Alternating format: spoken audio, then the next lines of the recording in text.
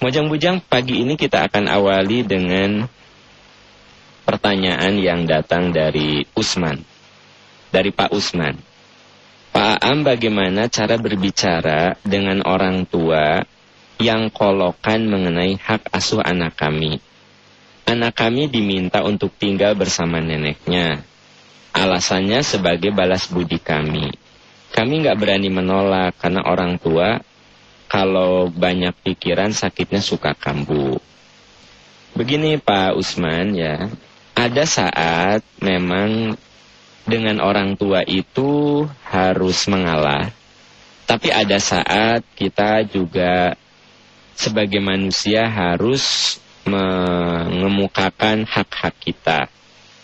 Kalau Anda menyerahkan putra atau putri kepada neneknya, ya, kalau memang neneknya itu menurut perhitungan kita bisa mendidik anak kita, bisa mengarahkan anak kita ke arah yang lebih baik agar anak kita bisa menghadapi tantangan zamannya, ya tentu selama Anda ridho, selama Anda memang mencoba memahami keinginan orang tua dan mencoba berterima kasih atas kebaikan orang tua dengan cara menyerahkan putra atau putri Anda kepada beliau, ya itu sah-sah saja, boleh-boleh saja. Tetapi kalau menurut perhitungan kita, kakek neneknya ini sayangnya sayang yang tidak mendidik. Kalau kata orang Sunda itu nyaah dulang. Nyaah dulang itu kasih sayang yang justru akan merusak anak. Misalnya, anak minta apapun dikasih. Tidak pernah mengajarkan kepada dia proses. Nah itu kan sebenarnya nyaah dulang. Mau minta motor, hari ini minta motor, besok langsung ke dealer, beliin motor. Hari ini minta handphone, langsung besok ke tempat jual handphone, langsung beliin handphone. Nah ini kan namanya kasih sayang yang tidak mendidik. Kita tidak mengajarkan proses. Padahal sebagai orang tua ya butuh mengajarkan proses. Ada tempat permainan yang supaya cepat pakai VIP akses, ya dia biar cepat gitu. Kita kasih gitu. Padahal sebenarnya kita harus mengajarkan proses. Kalau bagi anak-anak, walaupun kita punya duit untuk misalnya menggunakan VIP akses gitu ya, ya ada saat dimana kita menahan diri. Biar kita ajarin anak kita sebuah proses bahwa ternyata hidup itu tak semudah yang mereka bayangkan begitu.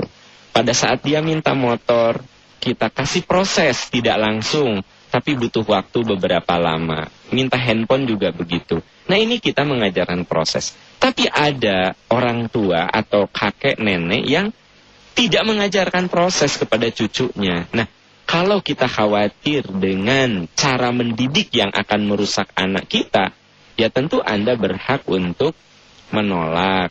Memang cara penolakannya harus baik.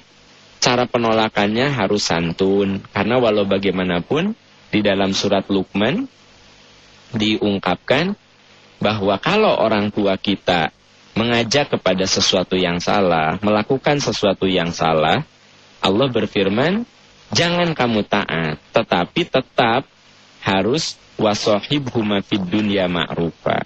Harus bergaul dengan mereka secara baik. Artinya harus memperhatikan etika kehormatan. Ini dijelaskan dalam surat Luqman ayat 15, wa in jahadaka ala an tusyrika bima laisa laka bihi ilmun fala tuti'huma wasahibhuma fid dunya ma'rufa wattabi' sabila man anaba ilayya thumma ilayya marji'ukum fa'unabbi'ukum bima kuntum ta'malun.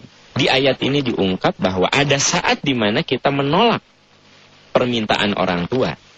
Artinya kita harus menunjukkan prinsip-prinsip kehidupan kepada orang tua. Wasahibhuma fid dunya ma'rufa. Tapi bergaulah dengan mereka secara baik. Jadi Pak Usman, kalau menurut hemat saya tinggal Anda evaluasi lagi. Kalau ternyata kakek nenek anak kita itu memang punya kemampuan mendidik dan Anda juga berlapang hati menyerahkan anak kepada nenek kakeknya, ya silakan. Tapi kalau menurut pertimbangan kita madorotnya lebih banyak untuk anak kita, maka kita ungkap dengan bahasa santun. Walaupun santun pasti juga mereka ada tersinggungnya.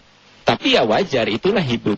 Yang namanya hidup, ada saat dimana kita menyampaikan suatu kebenaran atau ketegasan, tapi pada akhirnya kita agak sedikit menyinggung perasaan. Namun ya itulah hidup. Hidup itu pilihan. Jadi kita harus menyampaikan prinsip yang boleh jadi sebaik apapun kita bicara, mungkin akan ada bagian yang menyinggung perasaan.